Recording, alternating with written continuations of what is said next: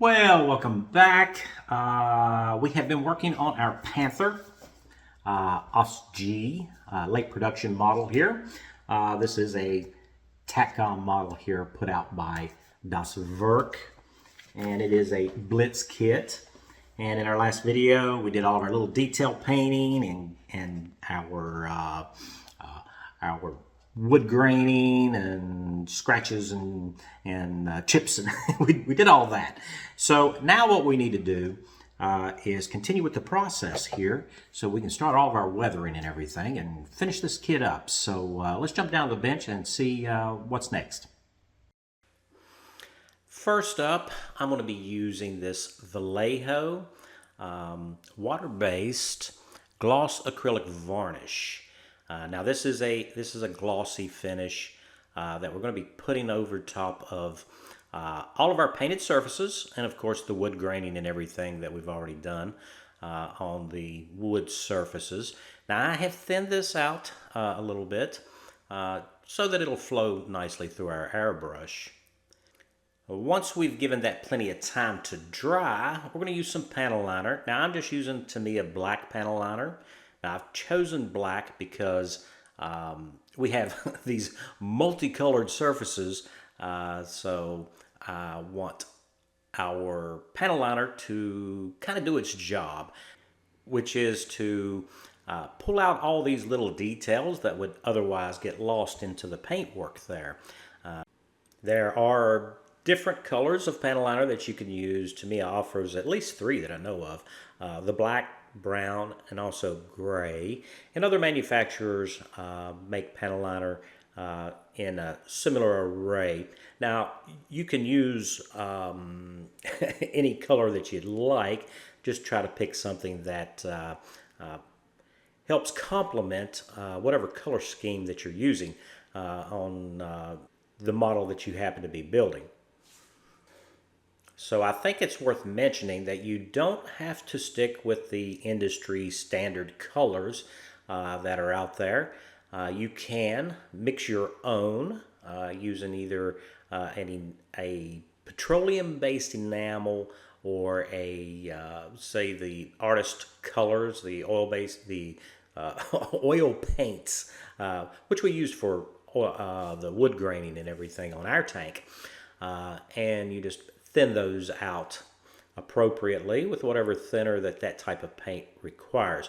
I do recommend, however, that you stick to the oil-based stuff because you're going to get better flow with it, and it won't react with the water-based acrylic that we have protecting everything. So that would be bad if our panel liner starts to strip away any of the paint that we've already applied to the models. So you need to be aware of those type of situations that could occur, especially if you paint models in enamels. And one word of caution, if you like using things like Mr. Color leveling thinner, be aware that the Mr. Color leveling thinner, and that's not the 400 or the others, but just the straight leveling thinner, is a very, very aggressive solvent, and it'll dissolve just about anything. So you need to be aware of what type of solvent that you're actually using, and probably do a little bit of testing if you're going to get into mixing your own panel liner. I kind of avoid that just by going with the standard enamel type from Tamiya here. And it works well for my purposes. Now, with that being said, it is always a good idea to be well organized when you get ready to do your panel liner. That way you don't forget items that need the panel liner applied to it. So make sure that you lay out all your parts that you're going to be using your panel liner on. That way you're not going back and going through the entire process again with another batch of parts. You can just kind of do everything all at the same time. Now with our panel liner applied, it's time for some cleanup.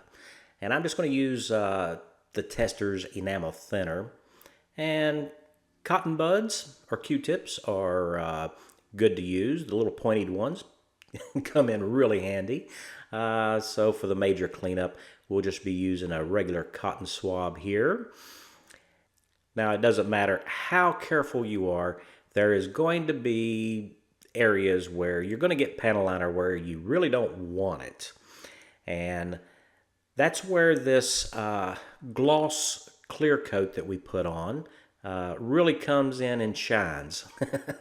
Sorry about the pun, but being a really smooth surface, it makes it really easy to get the panel liner off. And just be aware that if you're not using a clear coat, a gloss clear coat over top of your paintwork, that panel liners can stain some flat paints. And of course, that's going to happen in spots where you really don't want that stain to be there. And sometimes it's really difficult to remove if you don't gloss clear coat your model before using the panel liner. And also make sure that your cotton swab isn't dripping wet with too much thinner because it will soak into the little crevices and stuff where you want the panel liner to stay. And cotton has the ability to really absorb that and pull that out of the detail, which is what you don't want to do. So there are going to be some areas on our vehicle where we can't get our cotton swab in or be accurate enough to do the kind of cleanup that we want. So a small paintbrush with a good clean paintbrush with a little bit of enamel thinner on it there will help us to get in and target those areas and get it cleaned up just the way we want it. Now, once we're satisfied with all of our cleanup, and I do suggest that you kind of walk away from the model and then come back to it and kind of look at it with some fresh eyes to make sure that you've gotten everything, or at least that you didn't miss anything that you wanted panel liner on. It's time to take a look at our decals or decals. And here, since we're doing the 209 scheme here, or something akin to it, we're ready to do our decals. So we need to go ahead and cut out the decals that we want to use. And it just really helps in isolating the items that we want to place onto the model. I do highly suggest that you don't soak all the decals at the same time. We're just going to do them one at a time. So we need to cut those free from the decal sheet. And also, if there are any little numbers on there designating which decals we're supposed to use, you're going to want to cut that free as well, because we don't want that getting up underneath our decal as we apply it. Now, a lot of you guys have been watching the channel for a while, and you're like, why are you mentioning this? I already know that. And that's because there's a lot of new modelers out there that's been watching the videos and kind of want everybody to know exactly what it is that we don't want to do. And that's to avoid any mistakes that a lot of us have learned from, well, the mistakes that we've made in the past. So I am going to use micro set and micro saw here to put our decals on. And we're going to need a cotton bud, a little bit of water. Warm tap water works, and I like using those self-gripping tweezers there to kind of hold on to our decals so we don't lose them in the water there. Now, every manufacturer is different when it comes to their decals. I will tell you that you kind of need to test it. And so what we're going to do is we're going to dip our decal into the water there and just kind of let it set on the bench and kind of let it absorb the water. And that's going to release the glue, the adhesive that holds the decal to the sheet, and it also holds the decal to the model. And as you can see, this one's already moving. So different decals from different manufacturers behave differently. You can almost always take a Tamiya decal and soak it in water for about 10 to 15 seconds or so and not have to worry about it. However, these are coming off the paper rather quickly. So, yeah, kind of test it there. Make sure that you don't want your decal to float loose in the water. Also, the water will disperse the adhesive, so you don't want to do that. I also laid down a little bit of micro set, which is going to help with adhesion for our decal. And then you can just slide it off the paper. Here I just use the tweezers to pull it off and put it on the model. If it's really small or really long decals, you're not going to want to do that. You want to slide it off the paper onto the actual model so that it doesn't wrap around itself and cause an entanglement that you really don't want. Now, it always helps to have like a steel rule laying around where you can check your alignment and see that it is square. Here, in this case, it's with the bottom edge of the turret there, so that we can get the alignment right. So I'm just going to use a cotton swab here to kind of soak up around the edges here any excess fluid, such as the water or the micro set that we've used. And once we get it to attach, because if you start pressing on the decal right away, it will slide around on you. And then we can just kind of squeeze out the water and fluid from underneath it there. And once we're satisfied that it's anchored itself, we can just roll the, very gently now, roll our cotton swab over top the decal and squeeze out any remaining fluid from underneath it there. That way we don't have any air pockets up underneath the decal. Now once we're satisfied with our placement and we've got all the excess fluid out from underneath them, I am going to use the micro saw, which is an aggressive decal set solution that will help the decal settle down onto the surface. Normally you don't have to do this on a flat surface, but this is a textured surface, so I want to make sure that the decal has all the opportunity possible to settle down into all those little areas there on the model. Now, as I was kind of inventorying all my parts to make sure that everything was ready to go to be sprayed with our flat clear coat, I noticed that I had not painted the clamps on our spare track sections here that goes on the side of the vehicle. So I did go back in and paint those, which will be a nice little detail.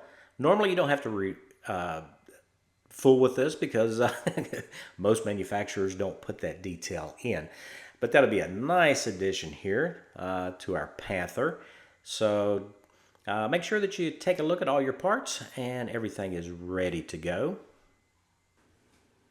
All right, so time to put some parts on. I'm going to be using the medium CA glue because we're kind of gluing up here painted surfaces to painted surfaces, and CA glue works best for that. The only thing is I'm doing it right now, putting all these parts on, is because CA glue can be a little shiny, and when we get ready to give a flat clear coat to our model, we can kind of cover all that up if there's any CA glue that shows. So we're going to put on our extra track sections here, and there's just two little bitty nubs there to line that up. But if you are careful, you can get that lined up just fine, and you can see that looks really good there. We can also put on our exhausts. Now this kit does come with two different exhausts, but this particular model, the call out was for the ones with the 90-degree elbows at the top.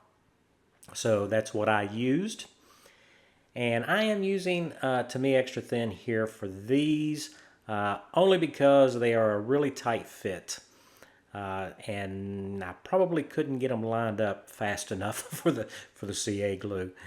But I am switching back to the CA glue when it comes to our tanker's bar. That's that big pry bar, kind of like a slate bar, that we need to mount. Now I left this off in painting because we had that rather complicated camouflage scheme that we had to do a lot of masking on, and that would have been very difficult to do that if if we had installed that bar. So I decided to go ahead and do the cables too. However, the track install cable, it really didn't want to go back on the way I managed to get it on before painting. So the eyelet end kind of hangs down a little bit, but that's okay. It looks probably more realistic that way. Next up, I did stick the turret on because we're putting our tow cables in place here. And if you're not careful when you go to install your tow cables, they will interfere with the turret. So I'm using CA glue to install that. And we do need to check to make sure that the turret will rotate over top of these cables. Now the one on the left-hand side that we're doing right now is not too big a deal as long as we get it tucked down along the side of the hull. And we have to be very careful when we do that to make sure that we do have our clearance there. But when it comes to the right-hand side, the way the cable has to go over top of the jack block there, it will not clear the turret. So we need to make sure that we kind of put a little sag, in our cable there, so that the turret can rotate with no problem. And with all of our parts on, we could go ahead and give it a good flat coat. Now I'm using the Vallejo matte acrylic to do that with, and it is a water-based acrylic. And I'm going to be using the Vallejo airbrush thinner to thin that out just for the airbrush. And there's the number for the thinner in case you want it. That's 71.161. Now these are the products that we're going to be using to start our weathering. So the first one we're going to use is the Vallejo Thick Mud. That is an acrylic, water-based acrylic. And the other three are washes that are enamel-based. So first up, we're going to use the thick mud and give our weathering a little bit of body. Now since this is water-based acrylic, you can thin it out if it's too thick for you to use with just a little bit of water. And I'm just going to use an old brush here to apply it. So the idea here is anywhere where the tracks will throw up, well, deposit mud, which is going to stick to the underside of our sponsons. You can imagine that there's going to be mud there that's not going to readily come off. And towards the rear of the vehicle, of course, where the track is being picked up off the ground, you're going to have quite a lot of accumulation of material there underneath the sponson in those storage boxes. In addition, we'll go ahead and do down the sides a little bit there where the road wheels are going to go, but not really worried about going all the way down to the road wheel arms because you're not going to really see that because of all the road wheels that a Panther has. So we're going to switch over to our drive sprocket and hub assemblies here. We're going to lay in some of that thick mud right on the hub center there. As you can imagine, there would be some deposits there. And of course, for our idler, same thing. Just stick some mud in there. I don't want great big globs here because I'm kind of going for a slightly weathered but well-used vehicle and not super muddy. We don't want to overdo it there. So we're going to be using the dark mud from AK Interactive. And I have mixed this up. Now this is like a 50-50 mixture here. And it is a wash. And if you don't thin it, it's going to be extremely thick and take a long time to dry. Even mixed 50-50 though, it is kind of thick here. So I'm just going to cover the bottom of the tank with it. kind of cover up all the parts that we didn't paint. So a little bit of mud will cover that. Just need to get the material on there. And we'll come back later and stipple it a little bit to kind of blend out any brush strokes that we've left in there. And of course, we don't want to forget the side of the lower hull here, which is mostly going to be behind the road wheels, but we will be able to see some of it. So we want to make sure that we get us a nice little coat of mud there as well. So what we're actually doing is using this, what I've labeled as thick mud, which is the darker, well, the medium earth tone here, to cover up all of the areas where we put our acrylic mud that's given us a little bit of body there. So don't forget to do your idlers and your drive sprockets. And here we're going to start working on our road wheels because they're going to have a little bit of mud on them as well. I am laying down a little bit of Tester's enamel thinner here to kind of help with the flow. And we're going to put that wash mixture that we've got together right on top of it there. And not going to worry too much about the tires right now. We'll come back and put the lighter color on the tires, but for the actual wheels themselves, I'm going with a little bit darker stuff. Now, once you get that on, you don't have to wait for it to fully dry, but I'm just going to clean my brush real good, well, fairly well, and we're just going to use some clean enamel thinner there to come in and kind of stipple it and get rid of any dividing lines or brush strokes or any areas where it's probably built up way too much for us. Now when it comes to the road wheels that are doubled up, they do have these wear rings around them. And that's because the center two rows of our road wheels here are the ones that keep the tracks in line with the vehicle and keeps you from throwing your track. So these wear rings are going to be kind of shiny. So I'm going to clean the enamel off of this. So looking at our innermost road wheels, this is kind of the effect that we've got going on. Now we're going to come back in with the next lightest enamel wash there for the tires, but you don't want to get a lot on the surface of the tire that contacts the tracks because that's going to be kind of cleaned off. So this is the next lightest color that we're going to be using, just slightly different in color, and I have mixed it though to a 75% thinner, and I'm just using Tester's thinner with it. To 25% product.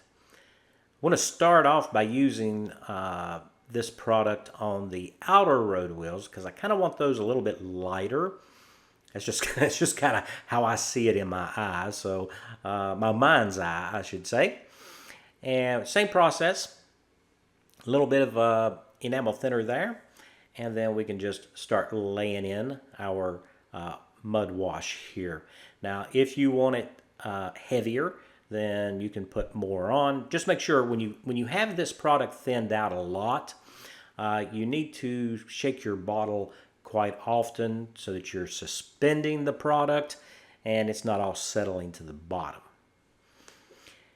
So with that same light mixture of the enamel wash that we're going to use on the rest of the vehicle, we're going to use it to cover all of our paint work here. So I'm going to lay down some enamel thinner. And the reason why I'm using the enamel thinner is so that the enamel wash will come in and kind of collect around the objects that's mounted on top, of course, and into any little crevices and stuff. And then also not have any great big blobs of the enamel wash kind of pool up. Now you're going to get a little bit of that, and that's okay. We can stipple that out with a little bit of enamel thinner after everything dries. So we just need to go around. Here we're just doing the turret as our demonstration piece, getting the product all the way over it there. And then we'll clean out our brush really good. And once we get most of the product out of it, and you don't even have to wait for the product to dry to start doing this part. And this is the streaking. So rain streaking is pretty common with the dirty vehicles, so this kind of adds a little bit more visual interest, and that's a word that a lot of modelers use a lot. So I'll use it too. so just remember though that you want your streaks going in the same direction. That water would run off the turret or the hull, whichever part of the model that you happen to be doing at the time. So on the horizontal surfaces, I'm coming in doing just a little bit of stippling there, kind of diffuse a lot of the product that is pulled up in areas where I don't want quite as much. Now it's okay to have some up there. You expect the flat surfaces to collect more dust and dirt and stuff than the sides of the vehicle, and that's realistic, but try to keep, I'm trying to keep at least, not too much there so that, well, at least we can see our nice paint job here. So the next of our mud products that we're going to be using is the fresh mud, which is, well, it's basically almost black. And I am using it in this case to simulate grease leaks around our hubs here. And yes, I'm pretty positive that these were not oil bath bearings and seals. They were grease packed. So when grease gets hot, if there is a leak in the seal, then it will come out, and then it's going to collect wherever it comes out. And it being nice and hot, of course, centrifugal force from the wheel spinning will kind of leave you a streak headed out towards the rim of the wheel. Now when this product dries completely, it should be fairly flat. Just be careful when you're putting this effect on not to do every one of your road wheels. I'm just going to do 4 or 5, a couple on the outside, and then on the second row towards the inside, we'll do a couple more there, just to kind of mix it up. So the next product we're going to use is going to be this metal polishing pigment here, and I really like this stuff. If you can, provided you can actually reach where you want this to go, you can use your finger. So here we are doing our slack adjuster / idler here. This goes onto the rear of the vehicle. Now, I mentioned before about the road wheels having the wear rings on them. For the center guides, well, the center guides go on the outside and inside of this this idler here. So we do need to kind of polish it where those tracks are going to make contact with it. As you can see, this product really works well. Also, we can use it to polish up the teeth on our drive sprocket here. Of course, you're not going to have any paint or anything stuck there because those metal tracks is going to rub all that off. So be sure to do your inside drive sprocket as well. Now going back to those wire rings, I'm going to go ahead and polish those up. Here, however, instead of using my finger, because I would get it all over the actual road wheel, so I'm just going to use a Q-tip to do that. And this is one of the pointy ones that is used in cosmetics for cosmetic or makeup removal, but it works really good for applying this polish. Once you get it on there, come back with the with a clean Q-tip and kind of polish it and buff it off so that it's nice and shiny. Now when you're using your finger to put this on, you're kind of doing that, polishing it in with your finger. But on this right here, you're going to have to use that little extra step there to polish it. And that looks pretty good. A nice polished metal look there. So next, we can do this with our tools and any other part on the vehicle that we want shiny metal on. So we do have that base German dark Panzer gray that we painted all of our tow hooks here and the tool heads and everything. So we can use the same thing. The only difference is that I am applying it with the silicone brush because you can't really get your finger in there. And the Q-tip is kind of big. I'm only using the Q-tip here just to polish it to get a little bit of shine going. And we'll put this on the axe head and the hammer head and the shovel and what have you there, just to give a used metal surface look there. Now that's coming along nicely. Now we're also going to use it on our steel cables. So whatever, and gun barrels and all that stuff. So it's very versatile. Here I have left the jack in the German dark Panzer gray. I know somebody's not going to like the fact that I did that, but I just thought that this would be a good opportunity here to see what that polishing metal will do for us. And just applying it, just kind of like you're dry brushing over the surface there. And then I'm coming back in with the Q-tip or cotton bud to polish it down. And you can see how we've got those worn metal surfaces there. So that looks really nice. So that should look great on the back of our tank. Now you do your machine gun barrels and everything the same way. Give that authentic metal look there. So now it's time to add some rust, and this is the Vallejo dry pigments that we're going to be using. And there are 6 of them here. Now you guys can just do the freeze frame thing or the pause and read them. You can get these in a pack.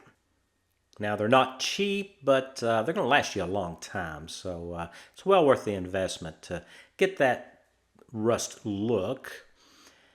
So I am going to start off here on our tracks, here our spare track sections. And I am using water as a carrier rather than applying it dry. That way it's more targeted on the areas that I want to apply it to. So I'm going to start off with old rust here.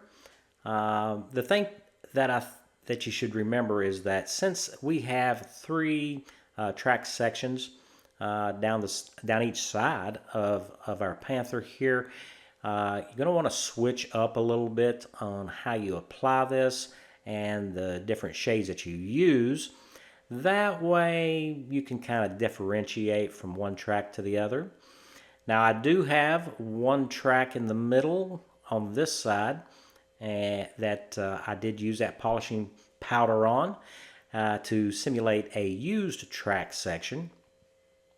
So we'll use a little bit different color for that. Right here we were using the burnt umber, and then we're going to come back in here with some rust. So it's old rust, burnt umber, rust. So all different shades of a rust color that we're using. And we'll just use the lightest color for a couple of headlights, maybe on the guide horns or something like that. So once that dries, and that's the important part, to make sure that it's completely dry, we're going to use this stubby brush that I have, that I've cut off, to do some blending. Now it's a really small brush because I need to be able to target exactly where I want to do the most blending versus just a little blending. So we're kind of blending all this dry pigment together to kind of get us the rusty effect that I'm trying to go for here. And we will have to clean that brush when we go to do our slightly used track. I say slightly, but this is the one that has the metal polishing powder on it. So yeah, we're gonna take and blend those colors too. And if everything works out right, then we should end up with some different tonal distinctions here between the different sections of track. Now, since this is a dry pigment, you can always put water on it, wash it off, and start over if you don't like the effect that you're getting. So just keep that in mind. And that's the effect that we're getting from our blending there. So don't forget to do your exhaust as well.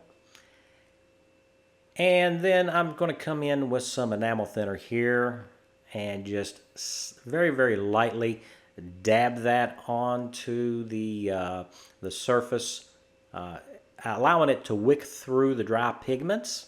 And this will affix that to the paint job so that it doesn't so easily rub off. We don't want these pigments rubbing off on us here.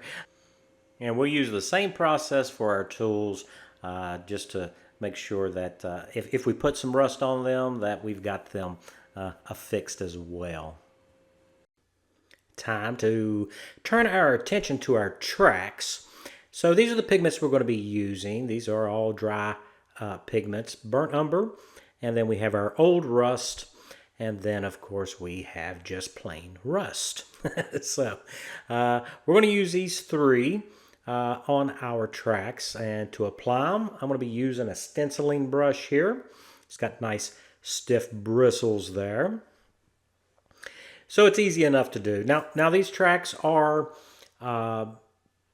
coated or painted in the German Panzer dark gray, and so that's kind of our base. And then we're starting off with the darkest color here, the burnt umber, and we're just going to kind of push and stipple this dry powder on. Of course, more falls off than stays, but the flat paint will grip onto it much better than a glossy or a semi-gloss. So we're just going to do this randomly. It's okay if you miss some spots here and there. It's fine because it's all about variation in the end anyway. And then we progress to our next lighter color, trying not to set up any kind of a pattern. Just be as random as you can. Of course, these tracks tend to lead you into a pattern, so you got to kind of resist that. And then we'll move on to our lightest color of all. That's just the rust. And yeah, I've got a small pattern going on, so kind of blend away from that. Try to stay as random as possible because that's kind of how nature is. So we want that to be random. So to do something a little bit different than we did last time we did tracks, I'm going to use this light slate gray here and just sprinkle it onto our tracks here. Now the idea behind this is when heavy metal tracks go across rocks, they tend to break the rocks and they leave behind a lighter residue. So we're just going to sprinkle that on, and hopefully that'll give us or introduce anyway a more random pattern effect there. So with all of our dry pigments on, I'm going to lock them in sort of with the Tester's enamel thinner. Now we did that before on the upper hull, so we're going to be doing it here on the tracks as well. So you just lightly touch it to the part and just let it wick through all of those pigments, and then you'll just have to simply wait for it to dry completely before we can get on to our next step. Now I think it's worth noting also that you'll know when it's completely dry because all of those vibrant colors are going to reassert themselves when it's fully dried. As you can see here with the enamel thinner, you kind of lose all of that. So once it's completely dry, it'll all pop right back. So don't worry, it's a process. Now, once our tracks have completely dried, it's time to go back to that metal polishing powder here. And we're going to be using that to kind of simulate and color in all of the shiny spots on our tracks here, especially where the drive sprocket engages our tracks. I was using the pointy silicone brush, and that wasn't working out too good there.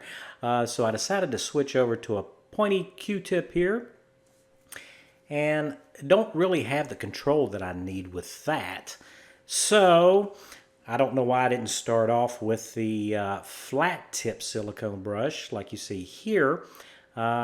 This works pretty good. Now the silicone brush doesn't hold very much material, so you're going to have to kind of keep going back to the well, so to speak, to get more material there.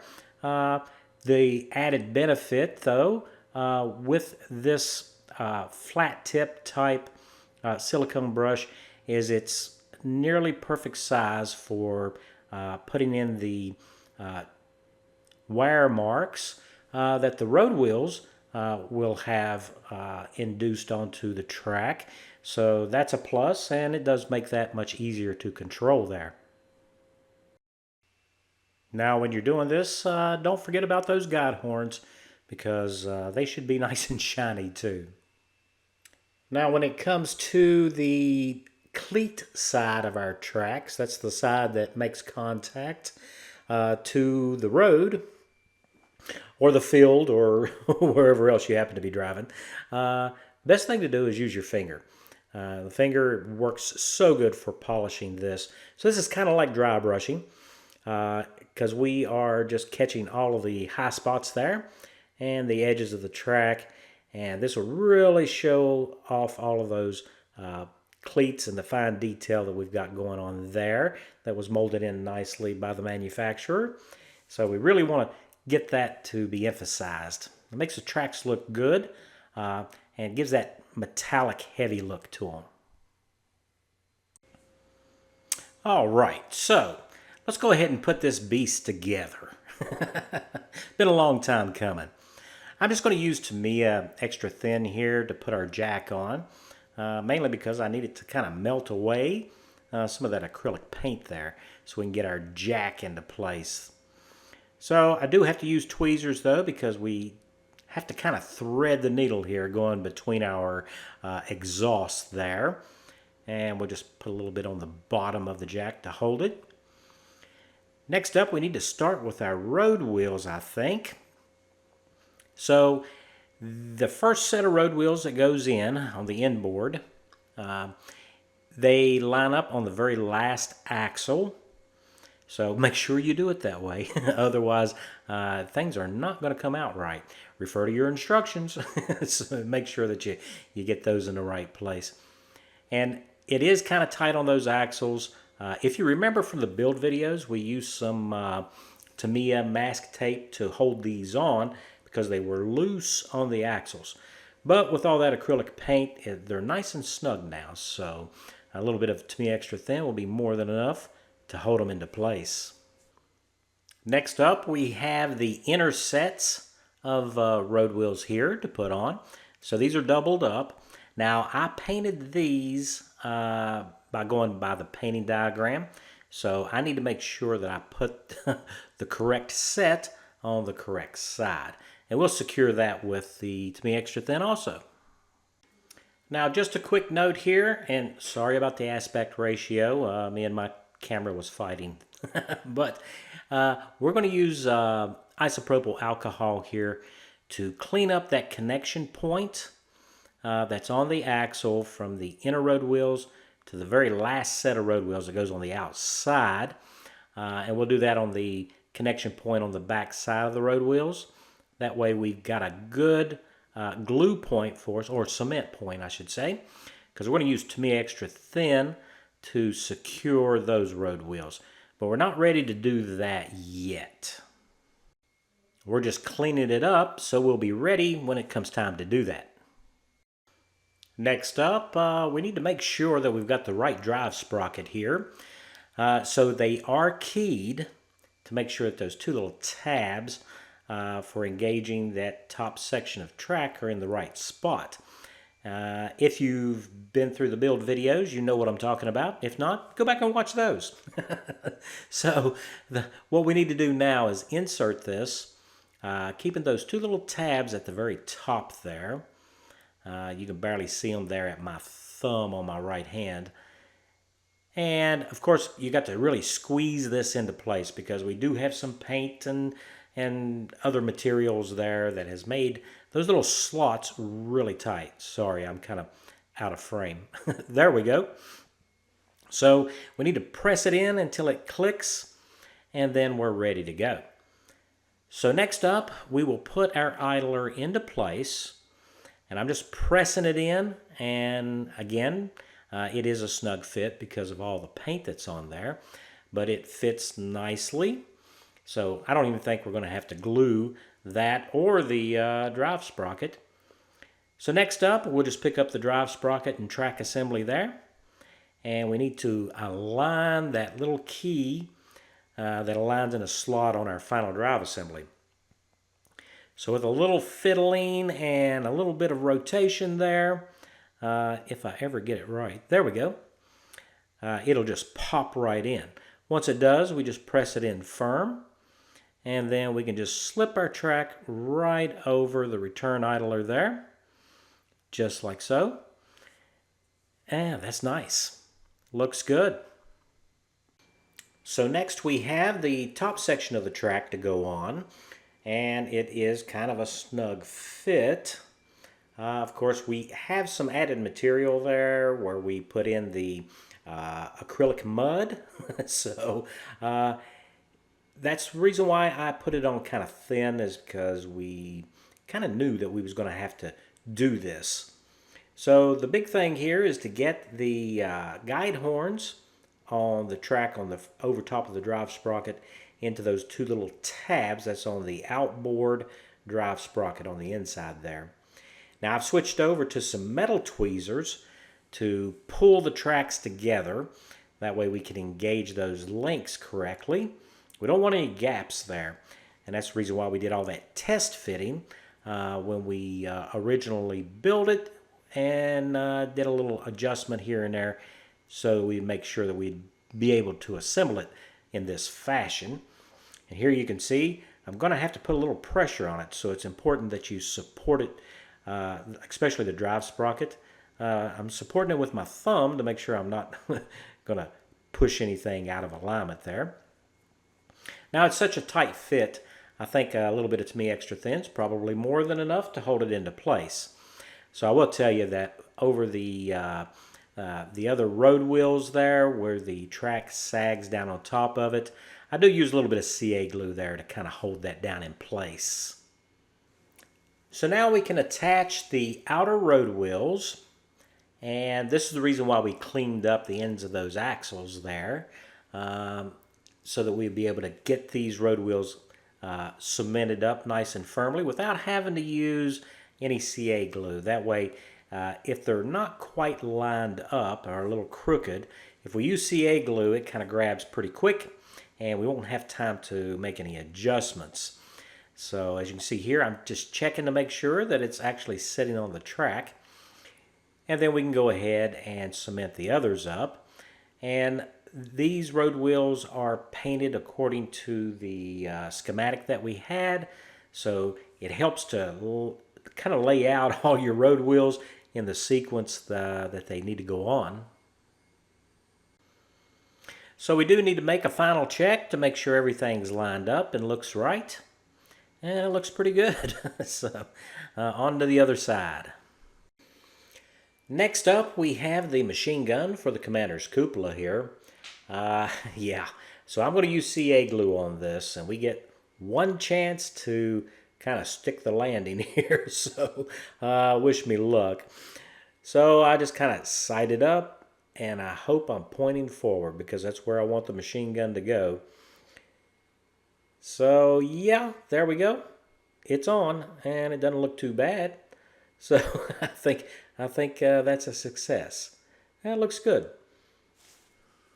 So we have two things left to do. One is to go ahead and mount our turret. And of course it is a keyed turret, so we need to line those little tabs up into the slots there and then get our turret rotated around nice and straight, kind of, sort of.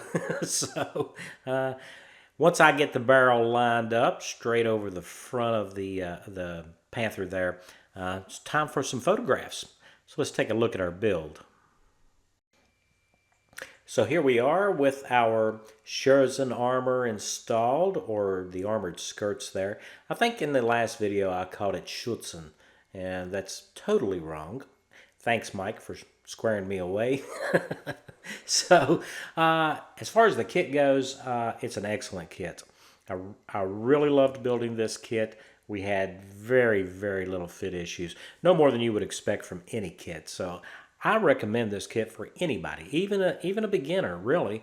And it has fantastic detail, minimal parts, and if it's your first tiger, I mean not tiger, but panther or one of the big cats to build, the road wheel assemblies are so much easier to deal with than they are on any other kit, especially like the Tiger 1s and the Tiger 2s, or any of those Panther kits that doesn't have the road wheels kind of strung together the way this kit does. So, great kit, great value, really. And it comes with the photo etch and the metal barrel, and it goes together very well. And I think I should also mention how well the tracks go together. Even though they are a link and length type track, very nice fit, and there's not too many parts. So it makes it easy to actually assemble. Now, I alluded to the fact that we had two more things to finish. One was putting the turret on. And the second one, well, I haven't done yet because I can't find my wire from my move from West Virginia to Georgia. And that is an antenna. So it still needs an antenna. So with that in mind, I'll keep looking for my wire, because I'm not going to go out and buy a wire because I know I've got some. And you know how it is whenever you misplace something. Now, when it comes to the finish on this tank, all those enamel products are going to get flatter in tone over time, so don't worry about that little bit of shininess there. That will dull in the next week or two, and if you use enamel products, you know that that's kind of the thing that happens. So, that completes this kit. Special thanks to all my subscribers. It's because of you guys that I keep building these, and I hope that you enjoyed this video. Now, if you're new to the channel and not a subscriber, I hope today I earned your subscription. So leave me a comment if you've built this kit and if you enjoyed the build. I think I prefer seeing the kit without the Shuriken armor, the skirts on it. And I think I'm just going to display mine without those skirts. I like seeing the tracks there. So, yeah, leave me a message, and I hope to see you guys on Friday. We'll start a new build.